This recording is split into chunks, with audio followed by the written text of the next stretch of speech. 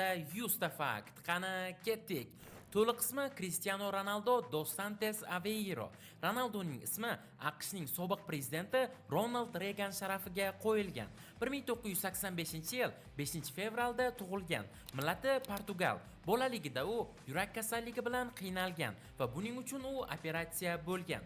Hozirda 40 yoshda, bo'yi 189 cm, og'irligi esa 83 kg. Oilasida 4-farzand.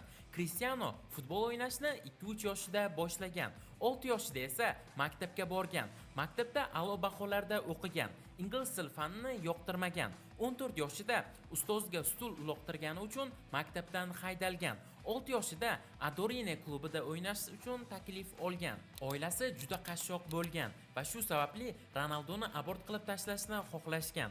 Ronaldo qo'shimcha pul topish uchun ko'chani supurgan. 2002-yilda Sporting klubi bilan professional shartnoma imzolagan. O'sha yilning 18-avgust kunida professional faoliyatidagi ilk sovg'ani qo'lga kiritgan, lekin o'sha o'yinda qatnasha olmagan. 2003-yilda Manchester United 12 million dollarga Ronaldoni sotib olgan. Ronaldo o'zi ishtirok etgan barcha musobaqalarda gol ura olgan yagona futbolchi hisoblanadi. Angliya, Ispaniya va Italiyada chempion bo'lgan birinchi futbolchi hisoblanadi.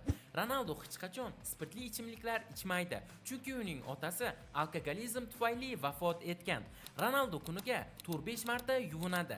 Ronaldoda hech qanday tatuirovkalar yo'q, chunki u doim qon topshiradi. Ronaldoning eng yoqtirgan filmi Rocky. Sportingga qarshi o'yinda gol urgan, lekin nishonlamagan.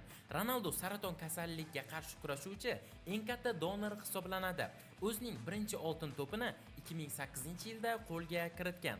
2009-yilda rekord summada Real Madrid safiga qo'shilgan. Real safida 4 ta Chempionlar Ligasini yutgan va o'zining eng yuqori darajasiga chiqqan. 2018-yilda Juventus safiga 100 million yevro evaziga qo'shilgan. Bu summa Italiya transferlar tarixidagi rekord hisoblanadi. Chempionlar Ligasida bitta mavsumdagi gollar soni bo'yicha ham rekordchi bo'lgan.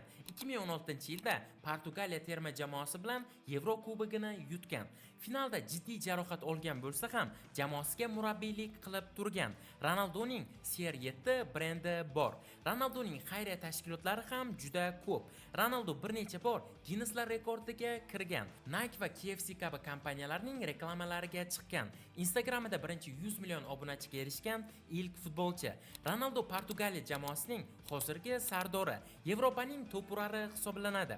Ronaldo haqida kitoblar, kinolar va hatto komikslar yozilgan. Ronaldoning 40 yoshdagi sport formasi juda ham kuchli.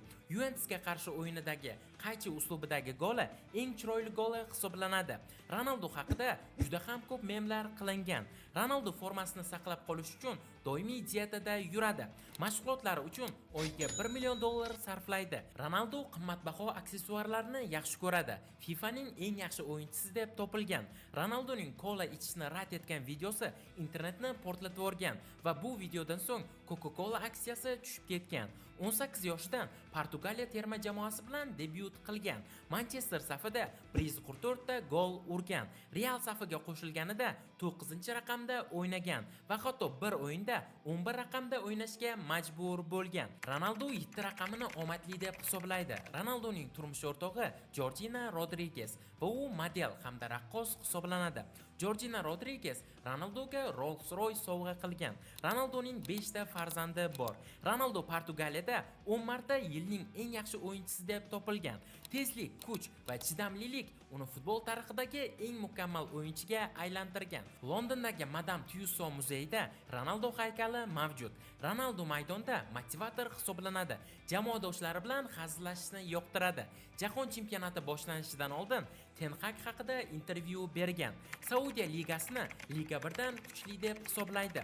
Ronaldoning oyoqlari 100 million yevrodan ortiq summaga sug'urta qilingan. 2021-yilda 12 million funt evaziga Manchester Unitedga qaytgan, lekin bu transfer omadsiz bo'lgan. Ronaldo hatto basketbolchilardan ham balandroq sakraydi. Jarima zarbalarini tepishdan oldin maxsus pozada turadi. Gol kiritganidan so'ng esa maxsus nishonlaydi. O'zining mashhur jesti bor va buni Mr. Beast ham takrorlab ko'rgan. Ronaldo YouTube kanal ochgan. Mr. Beast Ronaldoga YouTube kanal bo'yicha maslahatlar bergan. Instagram bo'yicha eng ko'p obunachiga erishgan. 3851 ta post joylagan. Uysiz odamlardek kiyinib olib, Madrid ko'chalarida futbol fintlarini qilgan.